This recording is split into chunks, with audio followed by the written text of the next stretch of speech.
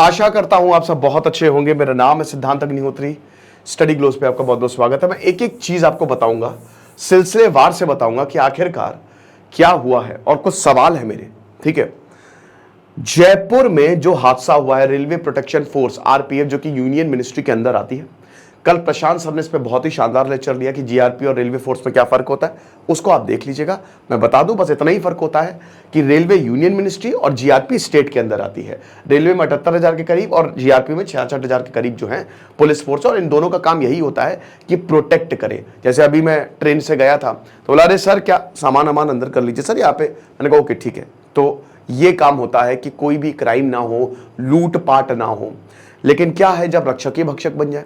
चेतन सिंह मिलिए, 33 से 34 साल के है ये, कहीं पे 34 साल है, कहीं पे 33 साल है। ठीक है, उम्र से कोई लेना देना नहीं है, बट मेन है कि इन्होंने कांड क्या किया। चलो शुरुआत से शुरू करते हैं।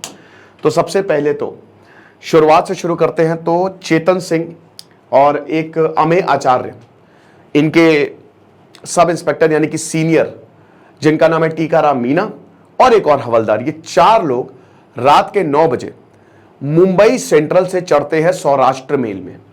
ओके, अब देखिए आरपीएफ कहीं पे भी जा सकती है, कहीं पे भी आ सकती है। आरपीएफ को ट्रेन में जाने की आजादी है, क्योंकि भाई इनको आजादी नहीं होगी तो ये सुरक्षा कैसे करेंगे। रात में सुरक्षा और बढ़ानी पड़ती है क्योंकि हादसे हो जाते हैं। तो ये गए ट्रेन में।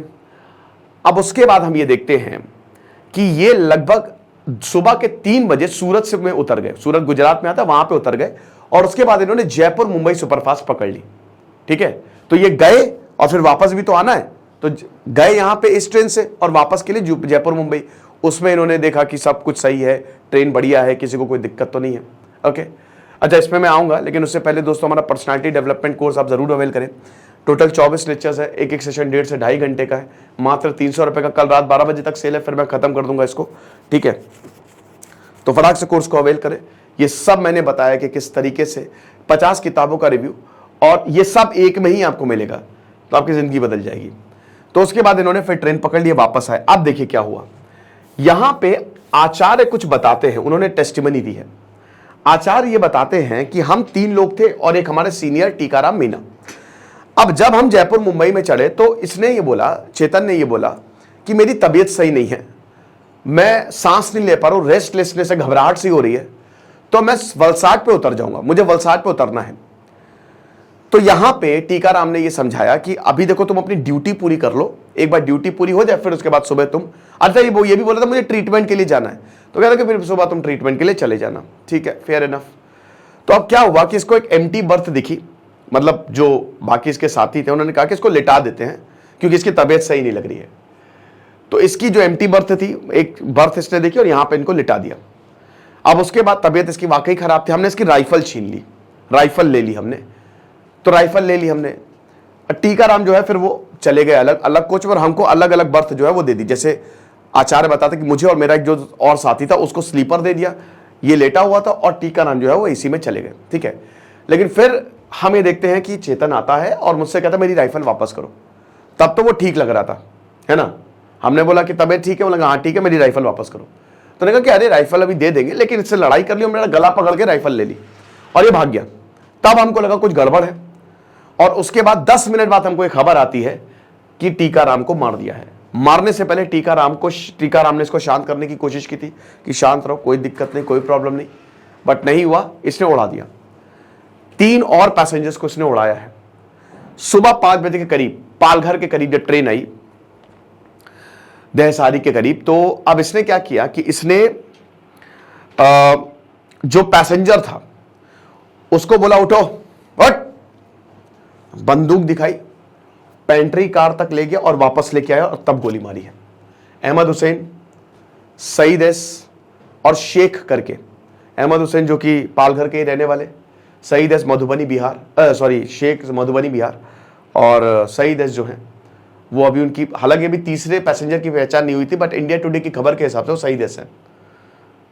तो इनको और टीकाराम मीना को, इनके सीनियर, इसको गोली मार दी इसने। ठीक है, तीनों को गोली मार दी। अच्छा, एक तो B5 ने मारी है, AC3 B5, और दूसरा S6 में मारी है, स्लीपर। और उसके बाद क्या हुआ कि किसी ने चेन खींच दी ट्रेन की। तो हम ये देख रहे हैं, आचार्य बताते हैं कि हम सब डर गए और हम, क्योंकि भाई हम दो थे, इसके पास राइफल AK-47 वाली टाइप, उस टाइप की आपने देखा है ना, वो होती है बंदूक, हालांकि वो AK-47 नहीं होती है, वो अलाउड ही नहीं है, तो लेकिन डेंजरस होती है वो। तो उसके बाद क्या हुआ कि हम ये देख रहे हैं, जब ट्रेन रोकी तो ये उतर गया और दहसारी के पास ये भाग रहा है, बहुत तेजी से भाग रहा है और ये पीछे फायर करता जा रहा है। तो हम ये बोल रहे हैं कि हमने पैसेंजर से बोला कि तुरंत खिड़की बंद करो वरना लग जाएगी, और फिर इसको पुलिस ने गिरफ्तार किया। जिनकी मृत्यु हुई है 25 लाख का मुआवजा जो है वो दिया जाएगा उनको, ठीक है। साथ ही साथ यहां पे जो परिवार वाले बोल रहे हैं कि हमारा जो बेटा है वो मेंटली इल था, मेंटली स्ट्रेस, उसकी दिमागी कंडीशन ठीक नहीं थी। पुलिस भी बोल रही है कि इसकी दिमागी कंडीशन ठीक नहीं थी। बहुत अच्छी बात है, वेरी गुड, ताली बजाइए, इस बात पे ताली बजाइए, ठीक है। और फिर ये कह रहे हैं कि परिवार वाले की 14 साल से है वो जॉब में, काफी समय से जॉब कर रहा है, आज तक उसने किसी को कुछ भी नहीं बोला, सबसे अच्छे से रिश्ते बात करता था, प्रेम से सबके साथ बात करता था। अभी फिलहाल आपको बता दो पुलिस कस्टडी में, 7 अगस्त तक पुलिस कस्टडी में इसको भेजा गया है।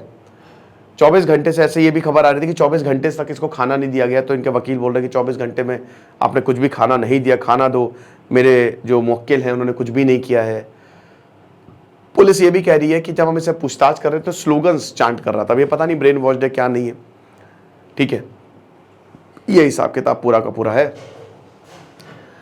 तो अब यहां पे कुछ सवाल हैं। सबसे पहले तो जिनके घर का चिराग बुझता है वही जानता है, जिनके घर मौत होती है वही जानता है, जो अपना खोते हैं। अब आप बताइए कि आप अपने ऊपर लेके सोचिए कि आप सबसे ज्यादा, मान लीजिए कि आप किसी से प्यार करते हैं, पिताजी है, माताजी हैं, बेटा हम आ जाएंगे कल, तुम टेंशन ना लो, ठीक है मम्मी, हम सुबह सुबह आपको स्टेशन पे लेने आ जाएंगे। अगले दिन खबर आती है कि आपकी मम्मी को या पापा को गोली मार दी गई है। ये थोड़े टफ वर्ड्स हैं, बट इसको आप अपने ऊपर लेके देखिए। इकलौता इंसान जो आपके घर को चला रहा है वो मर गया, गोली मार दी।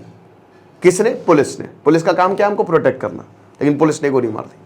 ये तो किसी के साथ भी हो सकता है, ये तो हमारे साथ भी हो सकता है, आपके साथ भी हो सकता है। जब रक्षक ही भक्षक बन जाएंगे आप क्या करेंगे? 3 सवाल। सबसे पहली बात तो कि जब, छोटे सवाल से शुरू करते हैं, जब इन्होंने बताया चेतन सिंह ने कि भाई मेरी तबीयत सही नहीं है, तो इतनी जरूरी थी ड्यूटी करना? कोई बात नहीं। और उसके बावजूद रिवॉल्वर क्यों, राइफल क्यों दी? भाई यहां पे राइफल दे दी, आप 3 हो, ये 1 है, जरूरी थी? आपको तुरंत अपने सीनियर को बताना चाहिए था, नहीं देनी चाहिए थी राइफल। और ड्यूटी क्या तबीयत से ज्यादा बड़ी होगी? ये चीज है। तो दूसरा सवाल, राइफल दी ही क्यों जब मेंटली इल था? और तीसरा सबसे बड़ा सवाल, भाई अगर ये मेंटली इल है तो इसको नौकरी पे क्यों रखा गया है, वो भी पुलिस की, वो भी राइफल के साथ? जब ये खुद अपने मुंह से बोल रहा है, जब इनके परिवार वाले बोल रहे हैं कि मेरे बच्चे की दिमागी हालत ठीक नहीं है, तो ये नौकरी पे क्यों है? क्या इसकी जांच नहीं होनी चाहिए? अफगानिस्तान में दोस्तों, जो अमेरिकन जवान जब वहां पे लड़ने गए और जब वो वापस आए तो उनका दिमाग खराब हो चुका था और वो मेंटली डिस्टर्ब थे, तो उनकी बाकायदा काउंसलिंग की गई थी। बहुत सारे साइकोलॉजिस्ट ने, साइकेट्रिस्ट ने उनकी काउंसलिंग की गई। पुलिस के साथ भी यही हालत है।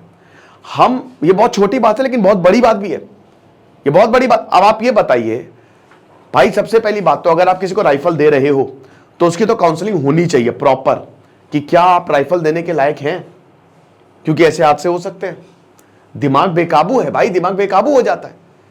हर एक महीने की आपकी काउंसलिंग, आप अब इससे क्या है, पुलिस भी अच्छा फील करेंगे, उनके ऊपर भी बहुत प्रेशर होता है, और फिर ये भी साइकोलॉजिस्ट को पता लगेगा कि हाँ दिमागी सब सही है, कोई दिक्कत नहीं है।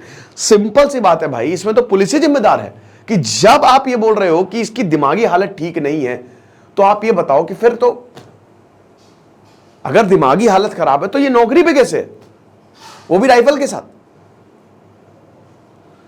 तो ये है। आपको कमेंट बॉक्स में आपको क्या लगता है, आप मुझे कमेंट बॉक्स में जरूर बताइएगा। बहुत ही दुखद घटना है दोस्तों। इसमें जो टीकाराम मीना भाई वो सीनियर, बाकी 3 और, भगवान सबकी आत्मा को शांति दे, परिवार को ताकत दे। सरकार ने बोला 25 लाख का मुआवजा मिलेगा, लेकिन क्या ही मुआवजे से जिंदगी क्या ही बताएं, जो है सो है। खुश रहिए, पढ़ते रहिए। जैसे सिद्धांत अग्निहोत्री, साइनिंग ऑफ।